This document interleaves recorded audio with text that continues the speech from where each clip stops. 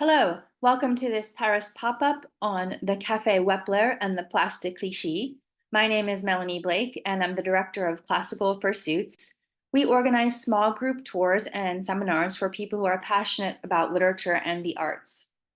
And one of these tours is our Paris Café Culture Tour in October 2024. We'll be visiting the Wepler and other famous cafes such as the Procope, the Domago, and lots of others through guided walks with our lovely guide Lisa Passold. We'll also be visiting museums such as the Musée Carnavalet, which traces the history of Paris, doing interactive activities like a cooking class with our favorite chef Frédéric at Le Foodiste, a wine tasting with some friendly competition through blind tastings, and lots of other things that will bring Paris cafe culture to life, and especially what it felt like to live and be in Paris in the late 19th century, which is often called Second Empire or sometimes the Belle Epoque. We'll be exploring all the innovations that took place during that time. And the reason I'm talking about the Café Wepler is to both bring to life one of Paris's most famous and beloved cafes, shown here in this painting by Edward Vuillard, and also to give you a sense of how through the history of the Paris Café, we can see the history of Paris writ large, all of the changes that took place socially, politically, economically, culturally, and in the way people lived, shopped, ate, drank. These cafes open up such a wider vista into the history of Paris. First, let's situate ourselves a little bit. Where is the Wepler? Where is the Place de Clichy? I've zoomed in a little bit here. You can see the Place de Clichy near the wide and famous Boulevard de Clichy. Let's zoom out a little bit and orient ourselves a little more. Here again is the Place de Clichy. And you might see some names you recognize, the famous neighborhood of Montmartre, the neighborhood of Pigalle, just to the south, which is known today and for past years as well for its nightlife. A little bit further to the south, the Opera Garnier, the Palais Garnier. And you can see here the northern border of the city. So we're quite far to the northern part of Paris. Of course, this boundary has changed many times, and I'm going to explain why that's important in just a moment. Let's take a look now at the Wepler itself with its famous red awning. And this is its current location, the last of 3 locations, but all around that general area of the Place de Clichy. And you can see here, oh, it's situated in quite a large building. And I'll talk about just everything that the Wepler encompassed over the years. First, let's take a step back to the Wepler's early days. So on this map, we have some of the old borders of Paris. You have this wall of the Farmers General, the blue line here. And this was a wall set up for the purposes of tax collection. Anything that's coming into the city, passing from outside, so you see Montmartre here, would have been outside. Clichy, with the village of Clichy, would have been outside the walls. Everything that's coming through is taxed. And there was another defensive barrier that was set up a little later on. Now, how does this all connect to the Wepler and its location? Well, in 1818, Conrad Wepler sets up a marchand de vin, a wine merchant and a traiteur at what's now Avenue de Clichy. So it would have been around this area here. And this Avenue de Clichy would have led to the village of Clichy, which is still a little village outside Paris today. Conrad Wepler was born in Germany in what's a historical region called the Palatinate. And of course, Napoleon in the late 1700s, early 1800s, was very busy trying to acquire large parts of Europe. Conrad Wepler ended up being part of Napoleon's Grande Armée and even participating in that infamous retreat from Russia. So he finishes his military career. He establishes himself in Paris, and he becomes a wine merchant and a traiteur. A traiteur is someone who makes prepared food. You'll see in cities across France and the Francophone world today, traiteur, they serve similar to a delicatessen in the US or Canada. They serve lots of different prepared foods. A traiteur can also mean a caterer. And some historians consider these traiteurs to be the precursors to restaurants. They're one of many such establishments along this wall because it was really advantageous to be just outside these walls. If you were outside the wall, the farmers general, the wine that you sold was not subject to the tax that would be levied once you crossed the border into the city of Paris. So this was great. People like to drink on the cheap, and they could do so at many of these establishments. So there were lots of establishments, some very famous, that were situated around the borders of this wall of the farmers general. And Conrad and his wife are successful. In 1832, they moved their building. They moved their business to a larger building on the other side of the street, still in this general Clichy area. But Conrad, as I mentioned, he was part of Napoleon's Grande Armée, and this had really taken a toll on him. And he died pretty unexpectedly in 1835. His nephew, Jean Adam Franck, who was a professional chef, took over the restaurant after his uncle's death. They're still up here in Clichy.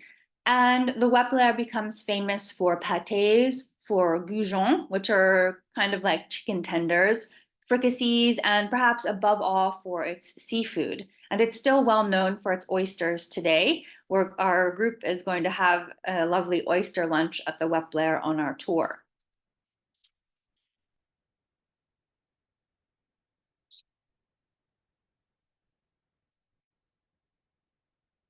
And I just wanted to show you here, I didn't have an image of the Wepler itself in earlier days, but I wanted to show you what one of these traiteurs, marchands de vin, would look like that were situated on just outside this barrier wall. You can see one here in Belleville, which is another neighborhood in the northern part of France.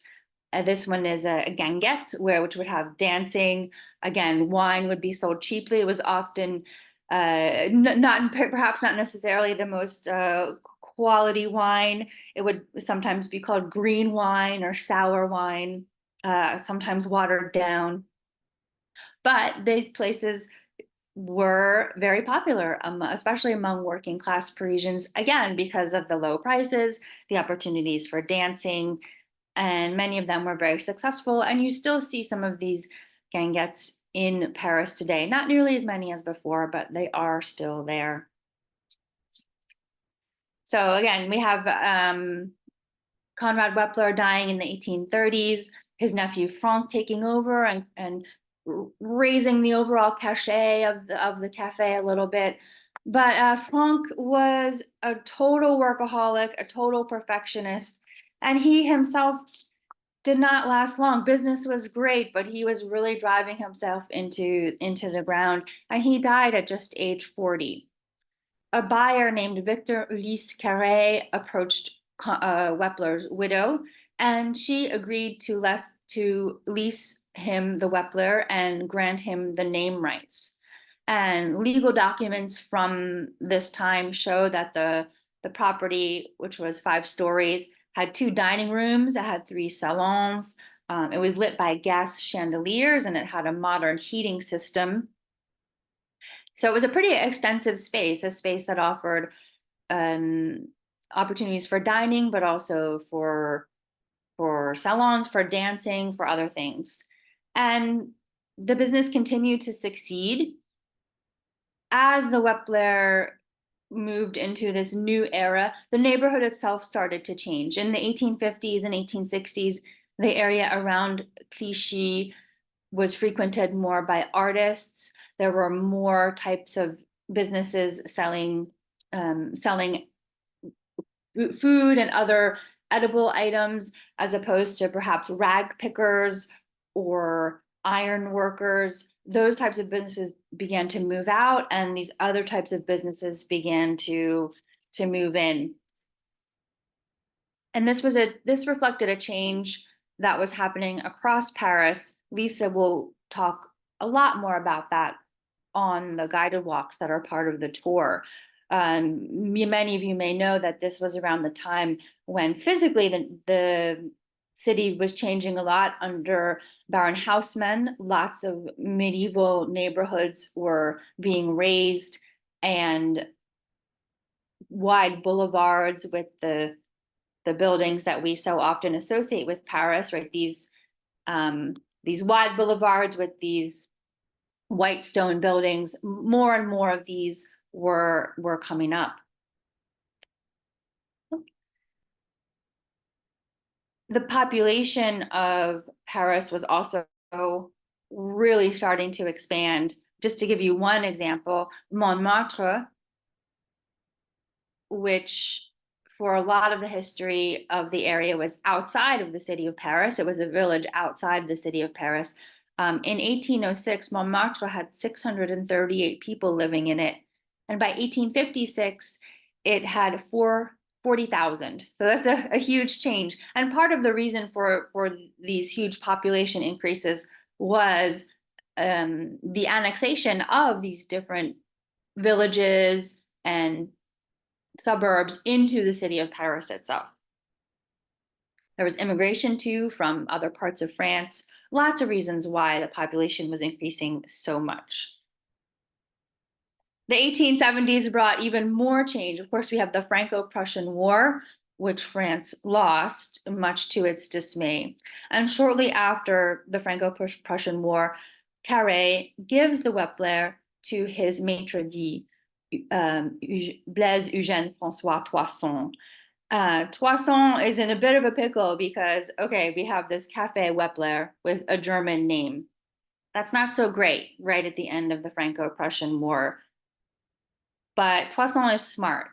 He knows that people are lamenting the loss of of Alsace-Lorraine, which were after as part of the end of the Franco-Prussian War. These territories, which France and Germany were fighting over for many, many years, went under German control.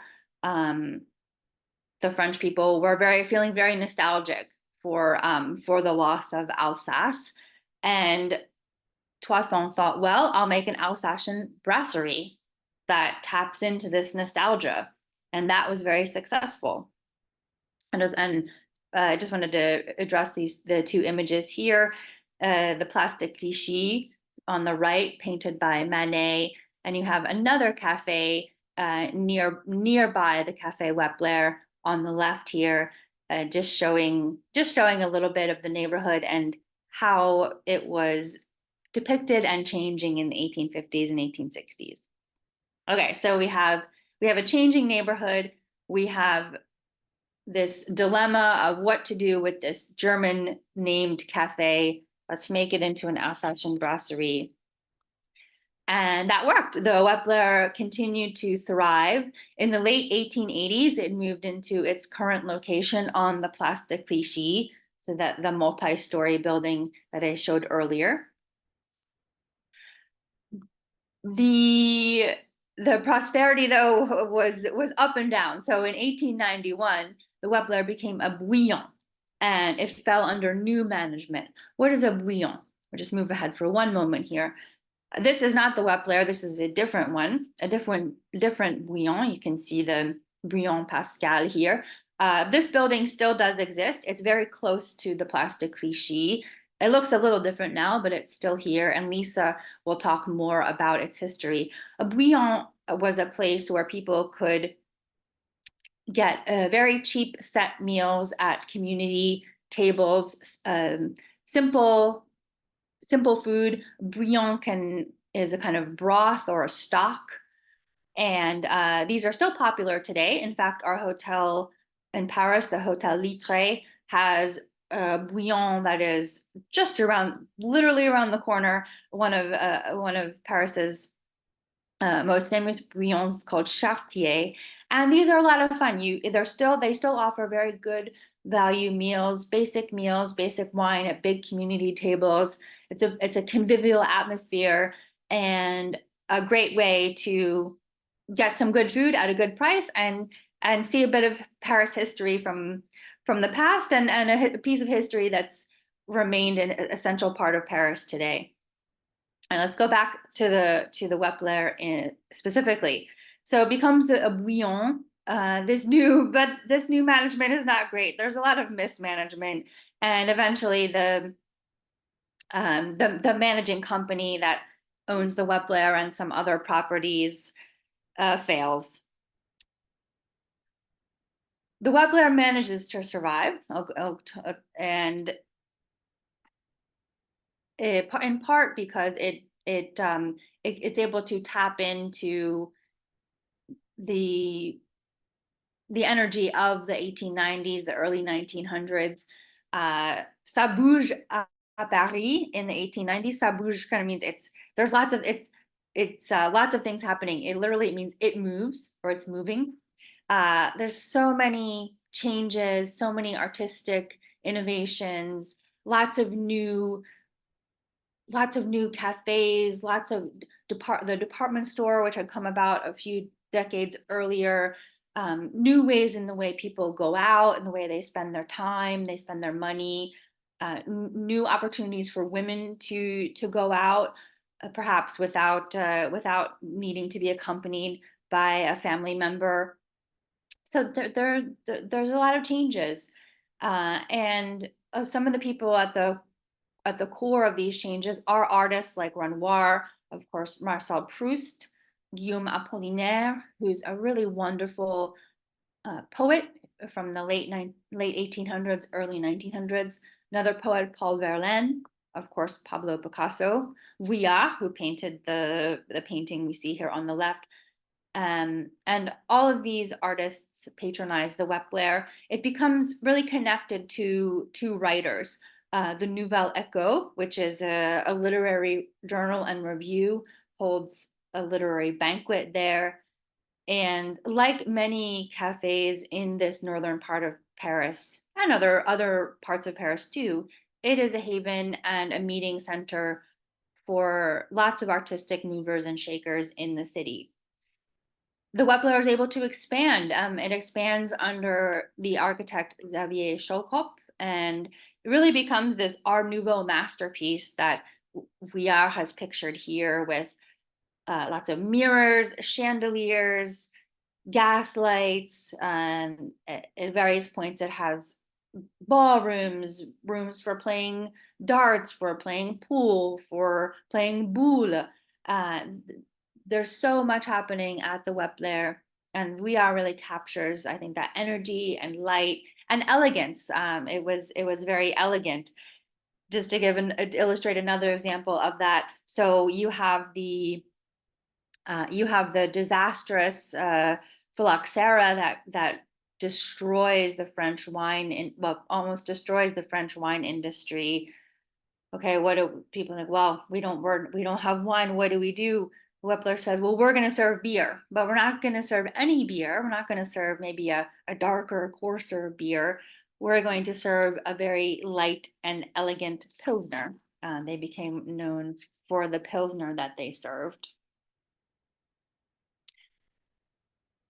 And I wanted to illustrate again a couple of pictures of the neighborhood just to give you a sense of what was happening. Here is the Boulevard de Clichy, two famous nightclubs. On the left, you have Le Ciel, heaven, and to the right, you have L'Enfer, hell.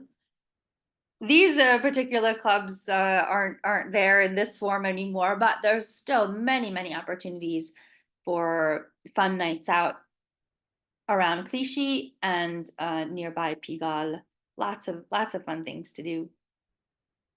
Here is a painting by Pierre Bonnard of the Place de Clichy, taken from the Wepler. So it had these, of course, this is its more modern version with the covered terrace here, but it did have big plate glass windows that looked out onto the place, and Bonnard set up his easel in front of these windows of the Wepler and looked out onto the Place de Clichy. He did several paintings showing the Place de Clichy. The Wepler, as I mentioned, was as I mentioned earlier, in the early part of the 1900s, late 1800s, early 1900s, there were changes for women in their ability to go out without a male chaperone. You see here two women from the 1920s in this painting by Albert André in a very stylish and modern dress, smoking a cigarette, very scandalous, and drinking coffee, just enjoying themselves. And this quote by the writer Léon Paul Fargue illustrates how people thought about the Café Wepler through the 1900s, and even today, I would say. He says, "Cette boîte à musique important comme un paquebot," this club or this music hall, as important as an ocean liner. If you can imagine a big, grand ocean liner, right, essential to travel between Europe and America, and of course other places too. This big, grand ocean liner, so elegant and imposing, and for Fargue, the Wepler had that same presence. I'm going to purposely skip ahead a little bit from the middle part of the 20th century, because we address that period a lot on lots of other of our Paris tours. I'm going to move ahead, but don't worry, in other upcoming online programs, we'll be talking about this very event-filled middle portion of the 20th century. But for now, we're going to go ahead to 1976. The Wepler is still still here, and it's going strong, still serving wonderful oysters and coffee, drinks, still a meeting place. A man named Charles Bessières, who was an Auvergnat, that means somebody from Auvergne, which is a mountainous region in the central part of France. He becomes the owner of the Wepler, and he maintains this emphasis on quality seafood, especially oysters, and the cafe's longtime connection with writing and poetry. His son, Michel, takes over in 1998, and Michel deepens this connection between the Wepler and writing. He establishes the Prix Wepler, which is a prize for contemporary writing. He establishes this in collaboration with a Paris-based author named Marie-Rose Guarnieri, from the Librairie des Abbesses, and a nonprofit foundation connected with the French Post Office. And this prize is still awarded today. It's awarded every year for contemporary writing. In the Wepler, you'll see a showcase that has all of the different books that have been awarded the Prix Wepler. There's an award ceremony held at the Café. And the Wepler is still a major supporter of new writing and of emerging writers. You'll see here on the wall an excerpt from Charles Baudelaire's Spleen de Paris, L'étranger, the stranger. And in the follow-up email for this presentation, I'll be sending you a copy of this poem along with a translation. This is still present in the Wepler today. In the late 1990s, the restaurant changes ownership again to another family from Auvergne, the Julie. And as I mentioned, they've continued with the Prix de Wepler. It's a prize that is still awarded. Here is our group. You can see Lisa at the center there talking about the history of the Wepler. The murals here on the wall showing the dance hall and of Days Gone By. There's lots of other wonderful things to see in the cafe that demonstrate its history and show what life in France and particularly in Paris was like under the Belle Epoque and in the time of the Second Empire. I did want to acknowledge my sources here. If you read French, Yves Combeau's Histoire de Paris is a really lovely little book. Um, and there's more on the Wepler that I'll share these resources with you in the follow-up email, including there's some English language information that I'll share about the pre-Wepler. Thanks so much for listening. Uh, Again, we have our Paris Cafe Culture Tour coming up in October of 2024. If fall travel is not in the cards for you, we do have a spring 2025 tour, a brand new tour on we're going to move ahead in time, a different topic, art and resistance in Paris and Champagne. A fantastic tour with two very special novelists. For more information, feel free to contact us at info@classicalpursuits.com. That's info@classicalpursuits.com, or check out our website, classicalpursuits.com, and we'll be happy to tell you about anything that we're doing. Look for more of these short presentations on the history of Paris and lots of other topics as well. Thanks so much for listening. Again, this is Melanie Blake, Director of Classical Pursuits, and I look forward to welcoming you in Paris or any other destination where we have tours. Thanks very much. Bonne journée, and see you later.